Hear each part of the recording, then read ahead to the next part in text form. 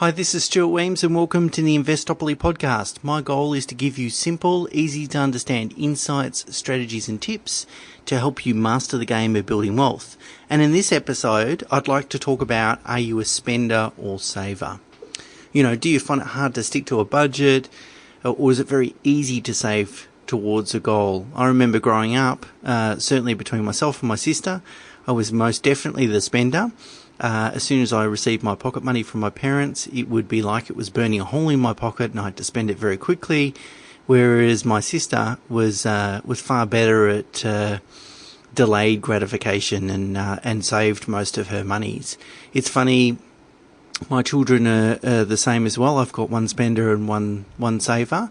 So I guess part of it's personality traits, but the other part is sort of learned behaviour, and I guess that comes with, dare I say it, some level of maturity. But I think it's about developing a strategy and setting up your finances in light of your strengths and weaknesses, right? So if you're a spender and you know you're a spender, and having ready access to a whole lot of cash in your day-to-day transaction account might seem too tempting at times, then you're much better off to develop your the way you structure your finances so that temptation isn't there. So I guess the first thing I'd like to say in respect to this is really just be honest with yourself about what your pros and cons are and strengths and weaknesses, and then develop your strategy around that. So if you're a spender, there's a few different strategies that you can employ. Now, the first thing that I want to talk about is the first thing you need to know about cash flow management, as I've said many times before, is that the simple rule is really around just knowing where your money's going. So most of the new prospective clients that I meet, there's a bunch of things that they'll answer negatively towards. So a bunch of questions, that is. So firstly, the question is, how much do you spend on general living expenses? A lot of people will try and bluff their way through and say, look, I think it's about $60,000 a year, but really in reality, when you dig a bit deeper, they have no idea. So not knowing with any level of accuracy, when I say level of accuracy, look, plus or minus, $5,000 or so over the years, no big deal. But you want to be sure that figure is plus or minus $5,000. The other, just for interest, the other questions are, when do you want to retire and how much money do you need, sort of from an annual basis? Most people struggle to answer that question. And do you have wills? The answer is no, but most people don't have up-to-date wills or powers of attorney. So they're the three consistent ones when I meet new prospective clients that I receive negative answers to, which is all fine because that's why they're coming to see me, isn't it?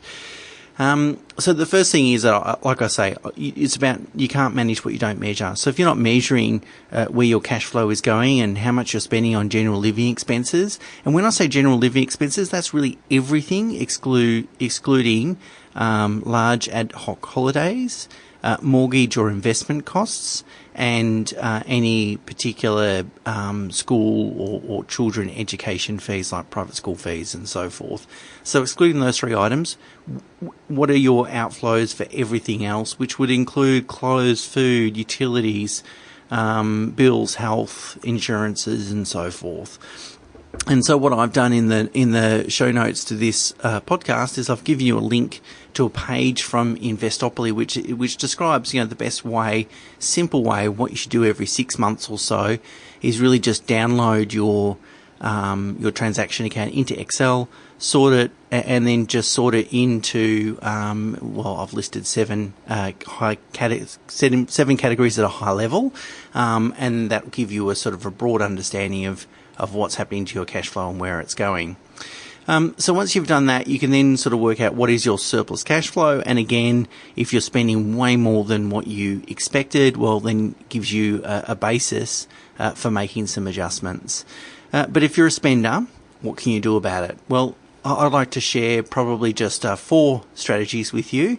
And it's really around the concept of invest first and then spend what's left over, which is really Warren Buffett's one of the quotes from Warren Buffett, and his advice is, instead of spending and then investing what's left over, do it in reverse. Invest first, pay yourself first. as Stephen Covey in 7 Habits of Highly Effective People, do the most important thing first, which is invest. So let's get into it. Idea number 1, make additional super contributions.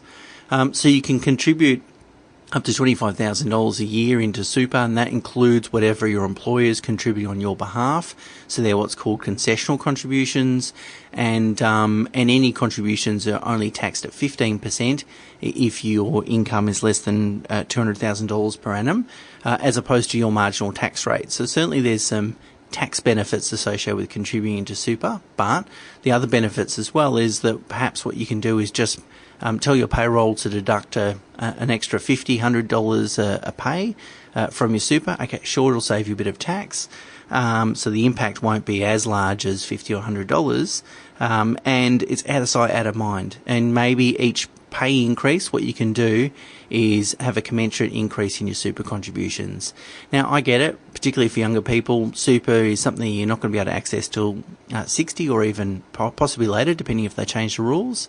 And it seems so far down the track. And what you're really doing is locking into an environment to which you don't have very much control over, and the government has control over it. So I acknowledge that. I acknowledge those concerns that people have with contributing to super. But again, if you're a spender, and in the absence of making those contributions, you're more likely just to spend that on general living expenses, well, then you are better off to make additional contributions. I include a little case study in the show notes. So just someone that's earning $100,000 a year, if they contribute an extra 3.5% of their income, so which is really $3,500 a year, at age 30, so for 30 years until they're 60, they'll have a third higher super balance by the time they get to retirement. So small amount, which is really about $67 a week, you're probably not going to miss, and will percentage-wise have a big impact. The sooner you start that, because of compounding growth, the better off you will be. Additional super contributions as a strategy for people, say, in their 50s, is less effectual because you don't have that compounding capital growth. Idea number 2 is borrow to invest in property. Seems like a really obvious one, and it might seem like something that's not necessarily on trend to say, but borrowing is really a forced savings mechanism. You know, by sort of putting yourself in the situation where you're making a commitment to repaying a mortgage, or at least part of that mortgage, because the rental income's probably not going to cover the total interest bill. By forcing yourself in that position, what you're really doing is you're forcing yourself to make some savings. And ultimately, if you invest in an investment grade property, then what you're really doing is converting that regular income, that regular savings, into long-term capital growth. So it certainly won't happen every single year, but if you go and buy yourself a really good quality investment grade property today, in 10, 15, 20 years time, you'll have substantial equity in that property, and that's a result of really your contributions into the loan and servicing that loan for a period of time. So, you know, whilst it's probably not a trendy thing to say, borrowing to invest is a way of creating a forced savings mechanism, and something that I've witnessed both professionally and personally. Idea number 3, if you have already borrowed to invest, and you've got some good quality assets and so forth, then maybe an idea, and I've did a podcast on this just the last couple of weeks, converting your loans to principal interest repayments. So sort of forcing yourself to make some principal repayments against the loan. Obviously, that's going to help you reduce your interest exposure, but also build equity in the property. And really, the dollar value difference, I mean, it depends on interest rates and loan amounts, but the dollar value difference between principal interest and interest only repayments isn't that significant. And it does lock you in to putting that money away and reducing your debt exposure. The last idea, number 4, is using your offset account as a savings account, but actually using the whole principle of out of sight, out of mind. So what you do is you delink it from your internet banking site, so you can't actually see the offset account, you can't see how much money is in there. And then what you do is you tell your payroll to deposit a certain amount, a dollar value amount, into that offset account each pay cycle. And that way, it's going to come out of your salary before you even think about it. It's going to go into the offset account, so it's going to save you interest. and unless you use phone banking or go into a branch, you're never going to be able to see how much money is in that account. So it is kind of out of sight, out of mind, and you will naturally adjust your expenditure levels in accordance with that. Plus, also, it's a great strategy to put in place now, so that if and when you get a pay rise, you can consider increasing the amount that's taken out at salary. So you might say, oh, look, I'll enjoy 30% of the pay rise in more income or more money to spend each month, and then put 70% into the offset account. But another good way, if you're a spender and you're seeing, you've got access to seeing how much you've saved, it might be tempting to dip into it. So there you go. There's 4 strategies for spenders that they can put in place, and it's really about doing the most important thing first. Just because you're a spender doesn't necessarily mean that you'll be unsuccessful at building wealth or securing your financial future. It just means you need to be realistic about your own discipline and then structure your financial situation accordingly, and of course, get yourself some independent advice. So that's it for this week, and as always, there's more information in the show notes. Otherwise, until next week, bye for now.